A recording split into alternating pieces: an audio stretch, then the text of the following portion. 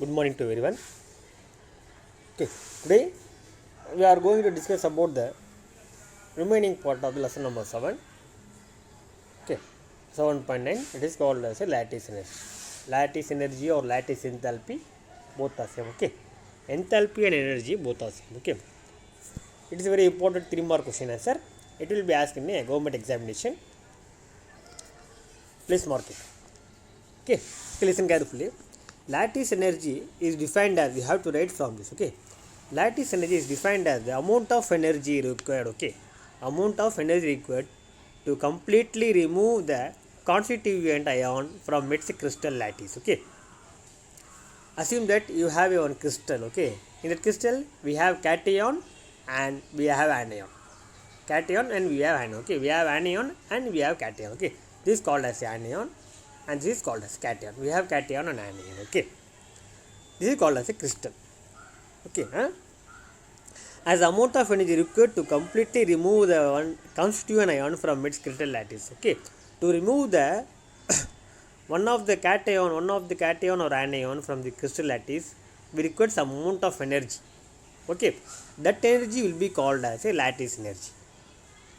Okay, up to rate you have to write up this from its crystal lattice to infinite distance. Okay, it is also referred as a lattice enthalpy. Lattice enthalpy or lattice energy, already I told you about that, both are same. Okay, this is an example. Assume that you have a crystal, the name of NaCl, sodium chloride, is a common salt. It is called as a crystal because it contains a cation and anion. Sodium is nothing but cation and Cl minus is nothing but anion. Okay, here you are going to apply some amount of energy to remove the Na plus and Cl minus, to separate these ions. Okay, to separate these ions, to separate the Cl minus or Na plus. Okay, that energy will be called as a lattice energy. Okay, here the lattice enthalpy for the removal of sodium or chlorine from crystal sodium chloride lattice, okay, is nothing but plus 788 kilojoule per mole. This amount of energy will be required to remove the constituent ion from crystal lattice. From the above equation, it is clear that 788 kilojoule of energy is required to separate Na plus and Cl minus ion from 1 mole of NaCl. Okay, from 1 mole of NaCl. Let's discuss about the Born-Haber cycle. It is very important 5-mark question answer. Often they are asking in government examination. Okay, so it is very easy, and this type of question is easy to gain full marks. Okay, let's see. The Born-Haber cycle is an approach to analyze the reaction energies. Okay, reaction energies. It was named after two German scientists, Max Born and Fritz Haber, who developed this cycle. The cycle is concerned with the formation of an ionic compound from the reaction of metal with halogen or other non-metallic element such as oxygen. Born-Haber cycle primarily used in calculating the lattice energy. Okay, the Born-Haber cycle is used to calculate the lattice energy, which cannot be measured directly. The Born-Haber cycle applies a Hughes law to calculate the lattice enthalpy. Okay, to calculate lattice enthalpy by Born-Haber cycle, you have to apply the Hughes law.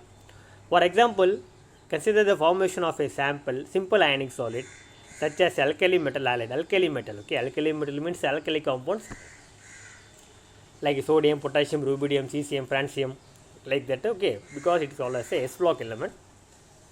Alkali metal halide. Halogen stands for the halogen. Halide stands for halogen. Fluorine, chlorine, bromine, iodine, like that. Okay, the following steps are considered. Okay, let's listen carefully. This one step, this is called as a cycle, Born-Haber cycle.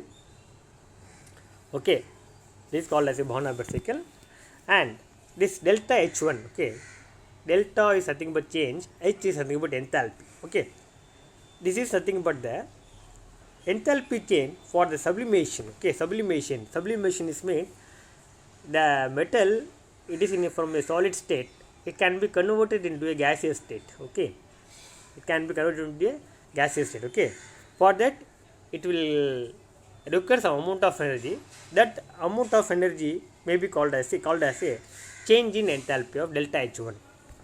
Okay, and delta H2 is nothing but the enthalpy for dissociation. Okay, dissociation means bond breaking takes place. Here we have a X, here we have X single bond X, that is like but X2. Okay, after dissociation it will be converted as a only X. Okay, here X bond X after dissociation to give the 2X or 2X like that. Okay, here we have half X, so half X is half X, half X plus half X is nothing but 1X, so here we are putting 1X. Okay, this is called as a enthalpy change for dissociation energy. Okay, this is called as a sublimation. Delta H1 is called as sublimation, delta H2 is nothing but a dissociation. Okay, and delta H3 is nothing but ionization. Ionization means a removal of electron takes place to make a ion. Okay, it is called as a simple element, simple metal. After losing one electron, it can be converted as a M plus. Okay, this so it is called as ionization, whether it is a cationic or anionic, both are same. Okay, and delta H4 is nothing but the electron affinity. Okay, electron affinity, that means gaining the electron to make a X minus. Okay, it is a simple element. After gaining one electron, it can be converted as a X minus, so it is called as a electron affinity. Okay, this is sublimation, this is called as a bond dissociation, and this is called as a ionization, and this is called as a electron affinity. Okay, and this U is nothing but, okay, after addition of M plus and X minus, this the value of U is nothing but the lattice enthalpy for the formation of solid MX. Okay, this is called as a lattice enthalpy for the formation. Okay, lattice enthalpy for the formation. Okay, for the formation means M plus and X minus combine to each other to form a MX compound. Okay, MX and M plus and X minus combine to each other to form a MX minus, that is called as a lattice enthalpy for the formation of solid X max. And this delta H of naught is nothing but the enthalpy change for the formation of solid MX directly from elements. Okay, this is called as a delta H formation of enthalpy. Okay, change in enthalpy change for the formation of solid, enthalpy change for the formation of solid MX directly. Okay, here you can take the reaction as a directly. Okay, after adding all these reactions, after adding all these values, delta H1, delta H2, delta H3, delta H4, and you will get the value of delta HF is nothing but the enthalpy change for the formation of solid MX. Okay, let's see about the calculation. Already I told you about this. Okay, that is nothing but delta H enthalpy, delta H1 nothing but a sublimation, and delta H2 is called as a dissociation, delta H3 ionization, delta H4 is nothing but electron affinity, and U is nothing but lattice enthalpy for the formation of solid MX, and delta HF is nothing but the enthalpy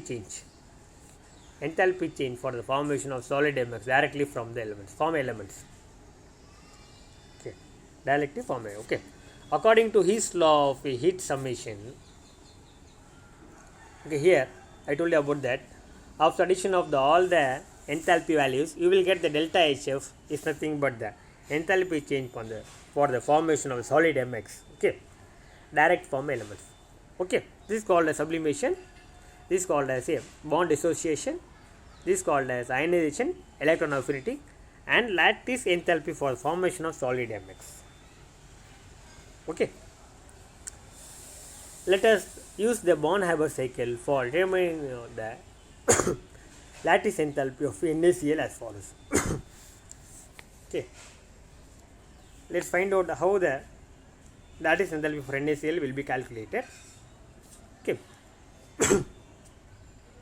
since the reaction is carried out with the reactant in elemental forms and product in the standard state, at 1 bar the overall enthalpy change of the reaction is also enthalpy of formation of pure NaCl. Also, the formation of NaCl can be considered in 5 steps. The sum of the enthalpy changes, these steps are equal to the enthalpy change for the overall reaction, from which the lattice enthalpy of NaCl is calculated. Okay, this is called as a Born-Haber cycle.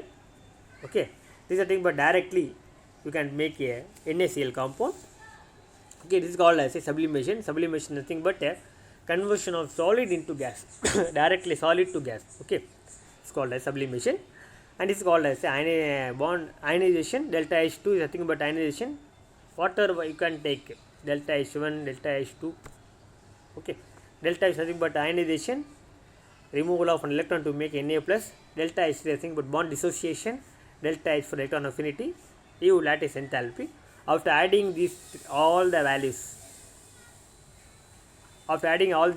you will get the delta HF is nothing but the enthalpy change for the formation of solid elements. Okay, the values is given here. The value for delta HF is nothing but minus 411.3. Okay, and the value of delta H1 is nothing but the heat of sublimation is nothing but 108. Okay, and for ionization means it gaining losing the 2 electrons, so you have to put 495 kilojoules per mole. And dissociation, for bond dissociation, the value of energy is 244 kilojoule per mole. And for electron affinity, okay, and for electron affinity, it gaining the 1 electron to make a 349. Suppose if it is gaining the 2 electron, means we have to multiply this value into 2 if it is gaining the 2 electron. But in case of chlorine, it gaining the only 1 electron. Okay, after applying these values to the formula, this type of formula, we will get, okay, delta HF equal to delta H1 is nothing but the sublimation, okay, and plus delta H2 is nothing but the ionization, and plus of is nothing but the, we have of chlorine molecule, is called as a dissociation. Delta H4 is nothing but what, electron affinity. Okay, here we have to find the U value. So all these delta H values should be bring to the left hand side of equal to make a minus. Okay, U equal to delta HF minus all the value get minus. Okay, U equal to the delta HF value is nothing but minus 43, minus 411.3, minus the value of delta H1 is nothing but 108. The value of delta H2 is nothing but 495. The value of delta H3 is nothing but 244. After dividing this 244 by 2, we will get 122. Okay, the value of delta H4 is nothing but minus 349. After subtracting and adding the values, we will get the U equal to minus 411.3 minus 376. After adding this minus, we will get a U equal to minus 788 kilojoule per mole. This value already we have seen earlier. Okay, this is the minimum energy. This is the required amount of energy to dissociate, to separate the constituent ion from crystal lattice. Okay, and this negative sign of lattice, okay, this negative sign in lattice energy indicates that energy released. Okay, if you are putting the minus sign, means that the minus indicates that release of energy taking place. Okay, releasing energy when sodium is formed from its constant gaseous ion Na plus and Cl minus. Okay, by taking this, you can write this. You can write this, evaluate yourself equation 4. Okay, we have to do in our rough note. Let's see about the 7.10 second law of thermodynamics. Already we have seen first law of thermodynamics. Here we are going to see about the second law of thermodynamics. There is a 4 law of thermodynamics. The first is one zero law, the first law, second law, and the third law. Okay, up to third law we will see in this lesson, in this chapter. Next we see about the second law of thermodynamics. We know from the first law of thermodynamics, the energy of the universe is conserved. Let us consider the following process.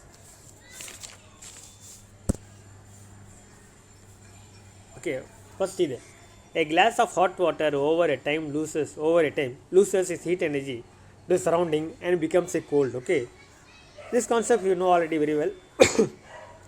When you mix a hydrochloric acid with sodium hydroxide, okay, hydrochloric is nothing but acid. Addition of a combination of acid and base, sodium hydroxide is nothing but base, NaOH, you will get a salt. It forms the sodium chloride and water with evolution of heat. Okay, in both this process, the total energy is conserved and are consistent with the first law of thermodynamics. However, The reverse process, that is cold water become hot water by absorbing heat from surrounding on its own, does not occur spontaneously even though the energy change involved in this process. It also consistent with the first law. However, if the heat energy is applied to the cold water, then it will become a hot. That is, the change does not occur spontaneously and then be driven by supplying energy. Similarly, a solution of sodium chloride does not absorb heat energy on its own to form hydrochloric acid and sodium hydroxide. But this process cannot be driven even by supplying energy. From these kinds of our natural experiences, we have come to know that certain processes are spontaneous while others are not, and some processes have preferred direction. In order to explain this feasibility of a process, we need the second law of thermodynamics. Okay, let's see about the second law of thermodynamics. Various statements of second law of thermodynamics. Okay, various statements of second law of thermodynamics. The first one is something but entropy. Entropy is nothing but the measure of randomness. Okay, so taking one crystal lattice means in that crystal lattice we have some amount of molecules. Okay, in that molecules, how they are arranged, how they get arranged, they are arranged in orderly or they are arranged in randomness. Okay, if the randomness of molecule increases and the entropy also increases. Okay,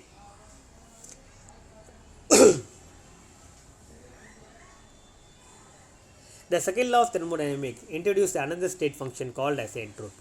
Entropy is a measure of randomness. Okay, entropy is a measure of randomness. Randomness means how the molecules are randomly arranged in a crystal lattice.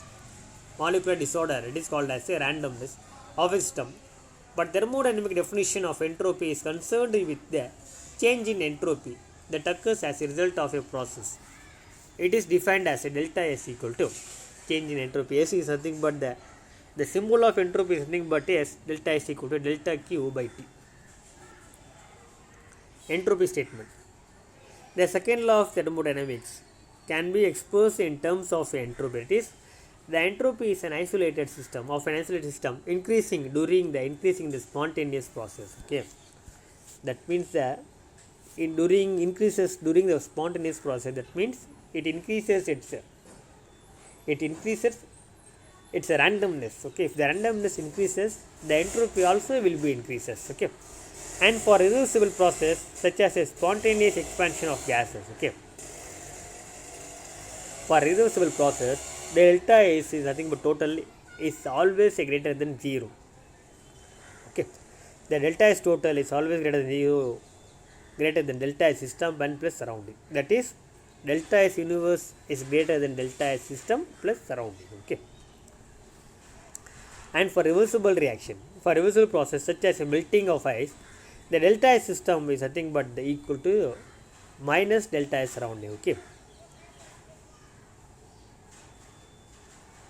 if you are taking the melting of ice, okay, if you have ice, if you taken as ice as example, in that ice we have some amount of water molecules. In ice cubes, the water molecules are arranged in the ordered manner. Okay, or in the case of water, the water molecules will be arranged in the randomness. It can have a higher randomness, so that there will be a difference in the entropy. By using that concept, we can calculate the delta S universe is equal to 0. Okay, let's see about the Kelvin Planck constant. It will be a very important 3 mark question answer. The question will be like state a Kelvin Planck statement. Okay, we have to write from it is impossible to up to cold sink.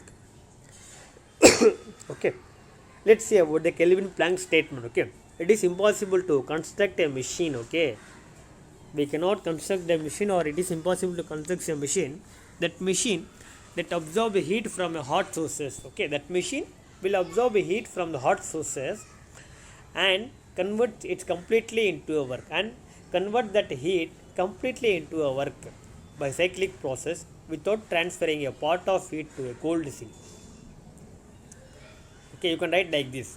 Okay, it is impossible to construct a machine, okay, that absorb heat from the hot body and convert it completely into a work by cyclic process without doing any changes from its system, or you can write like this, or without transferring a part of heat to a cold sink. without transferring a part of heat to a cold sink. That means without leaving the some energy, without leaving the some heat to its machine. Okay, if you are doing any work by with the help of a machine, means after some time that machine will get hotter. Okay, that machine, all the machines will get hot after doing some amount of work. Okay, so here the Kelvin Planck statement is told that we cannot construct a machine that will not get heated after doing some amount of work. Okay, explain even why even ideal frictionless engine cannot convert 100% of its input heat into work. Okay, cannot on its analysis of heat engines found that the maximum efficiency of heat engine which operates reversibly depends only on the two temperatures between which it is operated.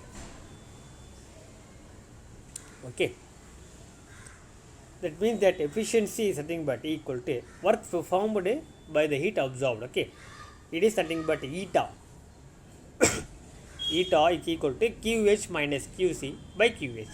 QH is nothing but the heat absorbed from the hot reservoir or hot body. You can write hot reservoir or hot body. Okay, and divided by minus QC, nothing but heat transfer to a cold reservoir. That means a machine. Okay, after applying, we will get the eta equal to 1 minus QC by QA.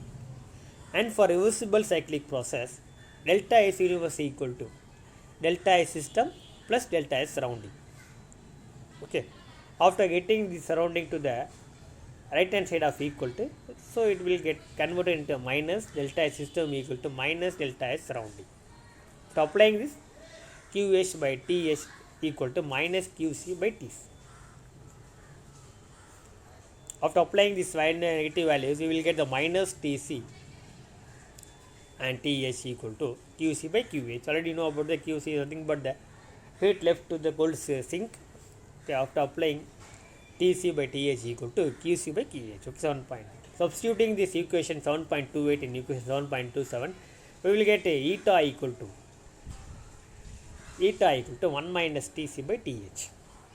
Okay, here the TH is very greater than TC. The TH is very greater than TC. Hence, eta is lesser than 1. Okay, so that efficiency in percentage can be expressed as efficiency in percentage equal to 1 minus TC by TH into 100. Okay, let's see about the Clausius statement. Okay, first we have seen the Kelvin Planck statement, that is called as a definitions for a second law of thermodynamics. First one is entropy, second one is Kelvin Planck statement, and the third one is a Clausius statement. It is very important 3-mark question answer. Please make a note. It is impossible to transfer a heat from a cold reservoir to a hot reservoir. Okay, it is impossible to transfer heat from cold body to hot body. Okay, cold body to hot body. It is impossible to transfer heat from cold body to hot body. Okay, without doing some work. It is called as a Clausius statement. It is called as a Clausius statement. Okay, you can write like this. Next about it will give some problem. You can doing the problem by doing the efficiency. Okay, the temperature given in a degree Celsius meant you have to convert it into a Kelvin. Okay, let's see about the unit of entropies. It will be asking a 1 more question answer. The very important 1 more question answer. The unit of entropy is equal to heat exchange. Okay, divided by the temperature at which the exchange takes place. Therefore, the SI unit of the entropy is nothing but joule per Kelvin. Okay, the entropy S is equal to the heat exchange divided by the temperature at which the exchanges takes place. J power minus 1. Okay, let's say about the spontaneity and the randomness. A careful examination shows that in each of the process, melting of white and evaporation of water, there is an increase in randomness. Okay, that means melting of ice or evaporation of water, it increases the randomness or disorder of the system. The water molecules in ice are arranged in a highly organized crystal pattern which permits a little movement. As the ice melts, the water molecule become disorganized and can move freely. the movement of molecules become free in the liquid phase and even more in free in the vapor state. Okay, the movement of molecules free in a liquid state and even highly more in a vapor state, only less in the state of a solid. Okay, become ice. In other words, we can say that the randomness of the water molecules increases as ice melts into water or water evaporates. Both are spontaneous process which result in the increase in the randomness, that is been called as a entropy. Okay, this is called as a entropy. Randomness is called as a the molecules which is in a solid state after conversion of solid to liquid, the randomness of molecule will be increases. They are not randomly arranged.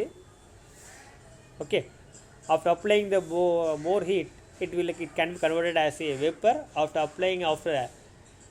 reaching the vapor state, the randomness will be more higher. Okay, this green color indicates the molecules of water. Okay, by taking this diagram, you can see the randomness of entropy. Okay, standard entropy change we will discuss in a later.